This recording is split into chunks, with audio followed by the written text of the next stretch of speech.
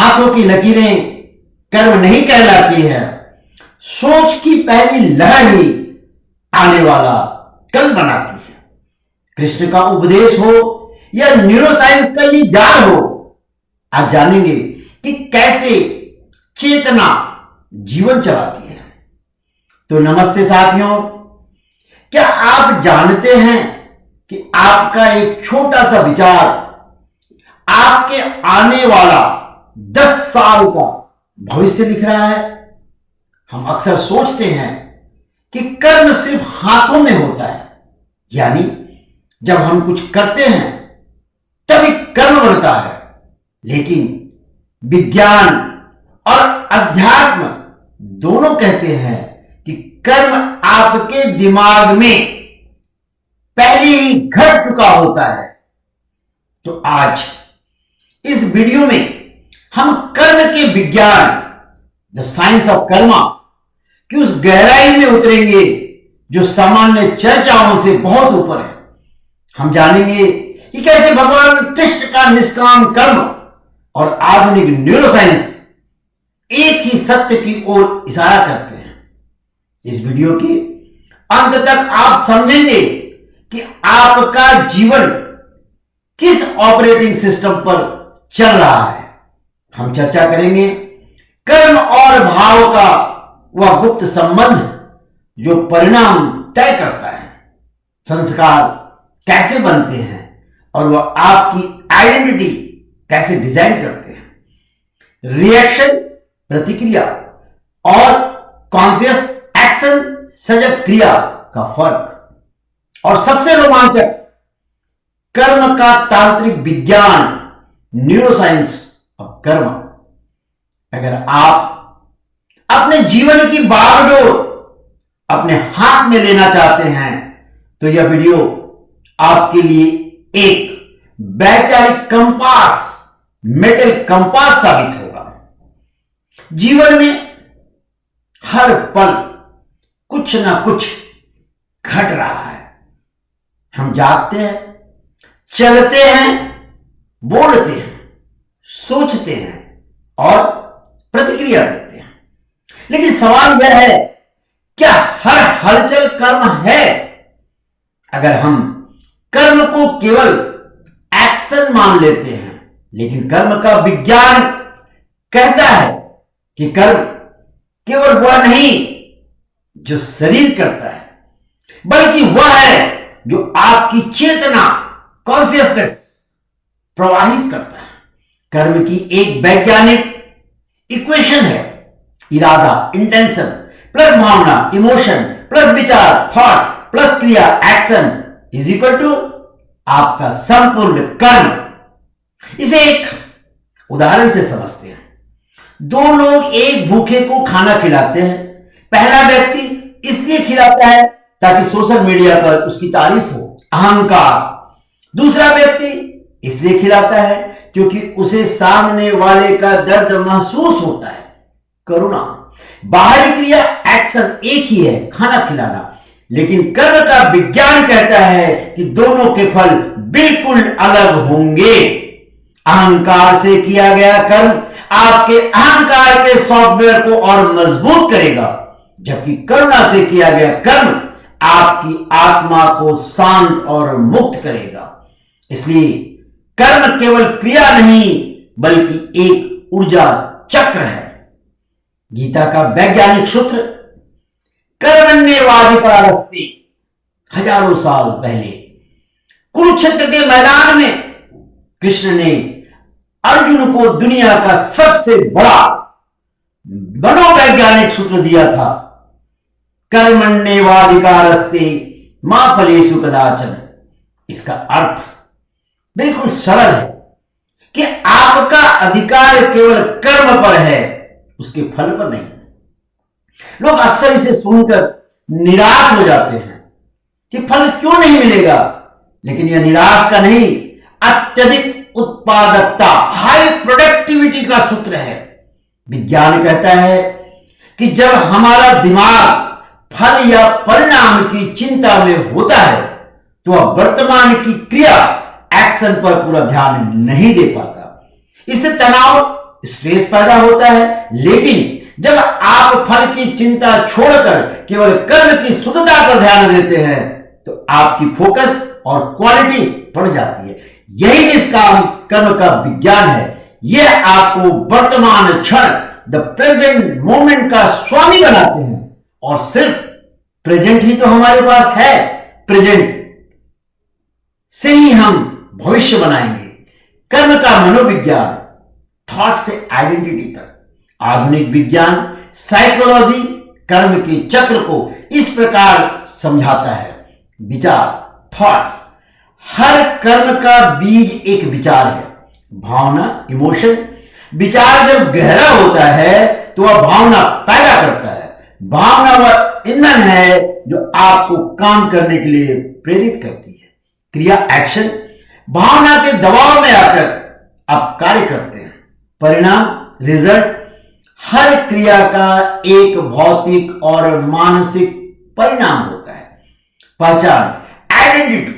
जब आप एक ही क्रिया को बार बार दोहराते हैं तो आपकी पहचान या कैरेक्टर बन जाता है। अगर आप खुद को आलसी या गुस्सैल कहते हैं तो यह आपकी कोई अस्थायी पहचान नहीं है। यह केवल उन कर्मों का परिणाम है जिन्हें आपने बार बार दोहराया है। कर्म का विज्ञान कहता है कि यदि आप अपने विचार, इनपुट को बदल दें तो आपकी पहचान, आउटपुट अपने आप बदल जाएगी। कर्म का तांत्रिक विज्ञान, न्यूरोसाइंस और कर्म। क्या कर्म हमारे दिमाग की बनावट बदल सकता है? विज्ञान कहता है हां। इसे न्यूरोप्लास्टिसिटी कहते हैं। जब आप कोई कर्म करते हैं तो आपके मस्तिष्क में न्यूरॉन्स के बीच एक रास्ता बनता है। जितनी बार आप उस कर्म को दोहराते हैं वह रास्ता उतना ही गहरा और मजबूत हो जाता है। इसे ऐसे समझिए जैसे किसी घास के मैदान पर बार बार चलने से एक पगडंडी बन जाती है, वैसे ही हमारे कर्म दिमाग में न्यूरल पाथवे बना देते हैं। अगर आप बार बार डर कर कर्म करते हैं तो आपका दिमाग डरने के लिए प्रोग्राम हो जाता है। अगर आप साहस और सत्य का सामना करते हैं तो आपका मस्तिष्क कठिन परिस्थितियों में भी शांत रहना सीख जाता है। आपकी आदतें ही आपके भाग्य का सॉफ्टवेयर है। जो आप कर रहे हैं वही कल के लिए आपके दिमाग की वायरिंग कर रहा है। यही वायरिंग आपका नेटवर्क बनेगा और ये जो ऑपरेटिंग सिस्टम है इसको चलाता रहेगा और आपका दिमाग पूरे शरीर में भी इसे प्रवाहित करता रहेगा। मन की अनमिट रिकॉर्ड्स बन जाएंगे। कर्म कभी मरता नहीं, वह संस्कार के रूप में आपके अवचेतन मन में स्टोर हो जाता है। संस्कार का अर्थ है repeated action is equal to permanent pattern. संस्कार वह रिकॉर्ड है जो आपसे बिना सोचे समझे काम करवाता है। आपने देखा होगा कुछ लोग छोटी सी बात पर भड़क जाते हैं जबकि कुछ शांत रहते हैं। यह उनके संस्कारों का खेल है। संस्कार भविष्य लिखते हैं क्योंकि वे आपकी चॉइस को प्रभावित करते हैं। लेकिन अच्छी बात यह है कि चेतना, अवेयरनेस के जरिए पुराने संस्कारों को मिटाया जा सकता है और नए बीज बोए जा सकते हैं। यही से शुरुआत होती है कॉन्शियसनेस एक्शन की। ज्यादातर लोग प्रतिक्रिया, रिएक्शन में जीते हैं। किसी ने गाली दे दी, हम तुरंत गुस्सा हो गए। यह एनिमल ब्रेन का हिस्सा है। यहां कर्म आपको बांधता है, लेकिन सजग क्रिया वह है जहां आप एक पल रुकते हैं और अपने विवेक, इंटेलिजेंस का इस्तेमाल करते हैं। रिएक्शन इज इक्वल टू गुलामी। आप परिस्थितियों के गुलाम हैं। Consciousness action is equal to स्वतंत्रता। आप अपने कर्म के मालिक हैं। जब आप सजग होकर कर्म करते हैं तो वह कर्म योग बन जाता है और आप कर्म योगी। वह आपको तनाव से मुक्त करता है और जीवन में स्थिरता लाता है। सत्य बहुत सरल है, आप वही बनते हो जो आप करते हो। कर्म कोई दार्शनिक शब्द नहीं है दोस्तों, जिसे किताबों में पढ़कर छोड़ दिया जाए। यह आपके जीवन की वास्तविक ऊर्जा है। यह आपको बनाता है, आपको बदलता है और आपको दिशा देता है। अगर आप आज दुखी हैं या असफल महसूस कर रहे हैं तो अपने सिस्टम की जांच करें। क्या आपके इरादे, इंटेंशंस शुद्ध हैं? क्या आपकी क्रियाओं में निरंतरता, कंसिस्टेंसी है?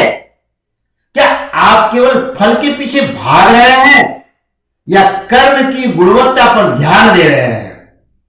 कर्म का विज्ञान समझ लेने के बाद दोस्तों, कर्म आपके लिए बोझ नहीं रहेगा, यह आपकी आंतरिक साधना बन जाएगा।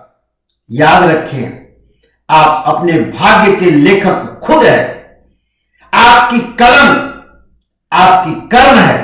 अगले अध्याय में हम बात करेंगे कि कैसे इन कर्मों को योग में बदला जाए और कैसे स्वधर्म को पहचाने। आप ही लेखक, आप ही रचयिता। साथियों, इस बात को मैं बार बार दोहराता हूं और फिर आज कहता हूं कि आप ही लेखक, आप ही रचयिता, आप ही कर्म की आपकी शक्ति हैं। सजग होकर काम करना ही सबसे बड़ी भक्ति है। मिटा दे पुराने संस्कारों को, नई सोच का बीज बोएं। अपने जीवन की कमान अब खुद अपने हाथों में ले लें। तो साथियों, मेरे इस यात्रा पर बने रहने के लिए धन्यवाद। अगर इस वीडियो ने आपकी सोच में अगर थोड़ी भी बदलाव ला सके तो इसे अपनों के साथ साझा जरूर कीजिएगा। नमस्ते। अगले एपिसोड में फिर हम ऐसे ही कर्म के बारे में और बताएंगे कि स्वधर्म क्या है। धन्यवाद।